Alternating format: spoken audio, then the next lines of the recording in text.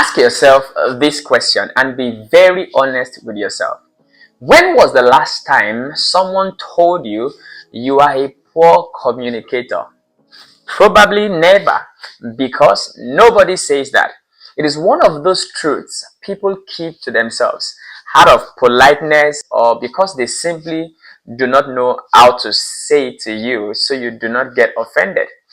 And that silence is exactly the problem.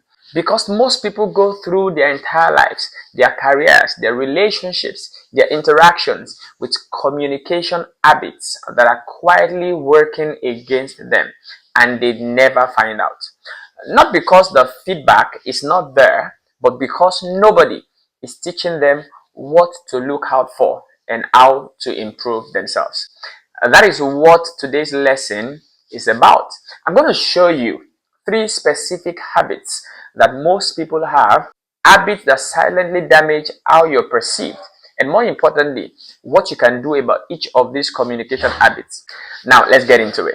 But before that, quick one. My name is Adeolaleko, a communication educator, a professional speaker, and your teacher here at the School of Communication. For over 20 years, I've been training, teaching, and speaking professionally in classrooms and boardrooms, on stages, and behind microphone, whether it's online or offline. I hold degrees in communication at both bachelor's degree level and master's degree level.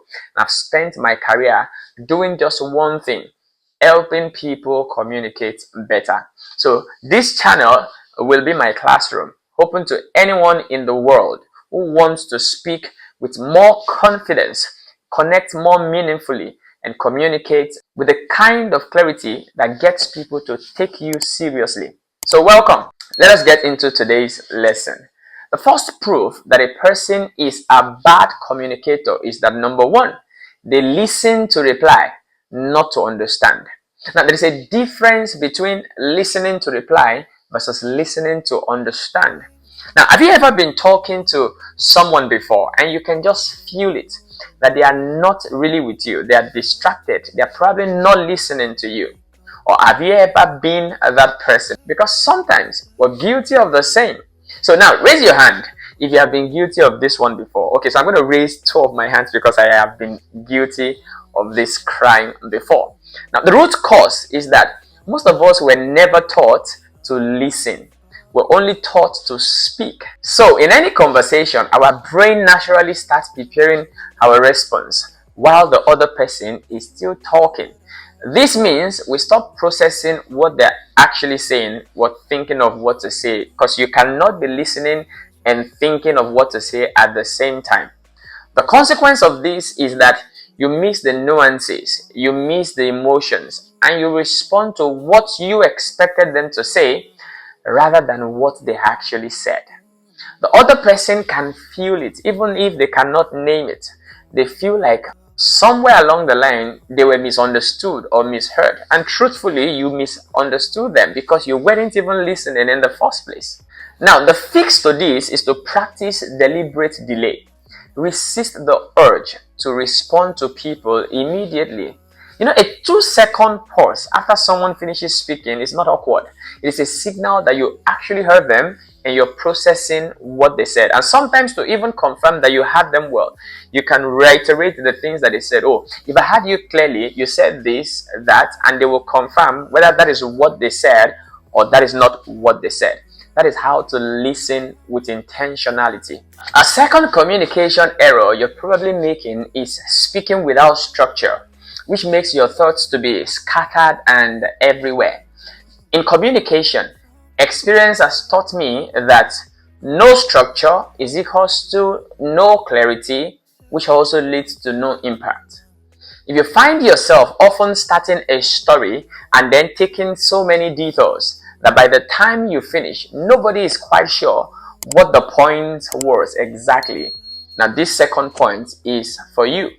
Have you seen people before who send a 6-minute voice note to a group you belong to say something they could have said in just 30 seconds? We all know this person, and probably we have also been that person.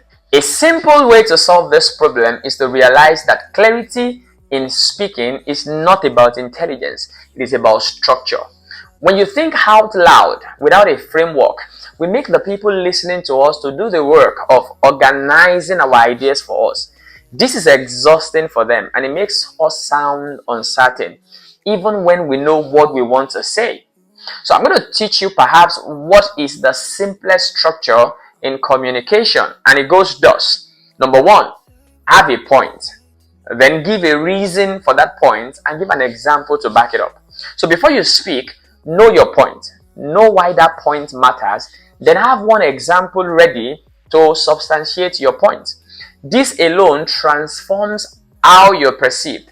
And you can practice this in everyday conversation, not just in official presentations. You can practice it even in your conversation with your friends. For example, I could say, communication is the most important skill everyone needs to learn. That is a point, right? So what's the reason for that? That's because whatever you do today, the only way you can get other people to buy into your idea is when you're able to share your ideas in a simple, clear, and compelling way. And I'm going to give one example to back that up. If you're a graduate, for example, and you're seeking employment, when you get an interview invite, what you need to do is to face the HR manager and communicate why you are the best candidate for the job. Or guess what? You're going to be passed over and the job will be given to somebody else. In the same way, if you're a business owner, you need to be able to communicate what is special about your product or your service and why people should choose you above the competition. Can you see what I just did with that example? I gave you one point, one reason, and a vivid example to back up my point. Please note that this habit I am describing is about speaking, not intelligence. Some of the smartest people that you will ever meet, they are structurally poor communicators. And some of the most impactful speakers, they are not the most intellectual people in the room. Structure is a skill that you can learn and you can be intentional about. And if you learn to structure your words and your communication, I guarantee you, you're going to be an amazing speaker. The third and final error is that most times people communicate for themselves, not for the other person at the receiving end. They use communication as a means of self-expression instead of as a service. I believe that communication is a service you're rendering to the other person. But most people think of communication as expressing themselves, saying what is on their mind, getting their point across, venting, ranting. But the most effective communicators think of communication differently. Their job is to make it easy for the other person to receive and to use what they are saying. Communication is a dialogue. It's a two-way thing.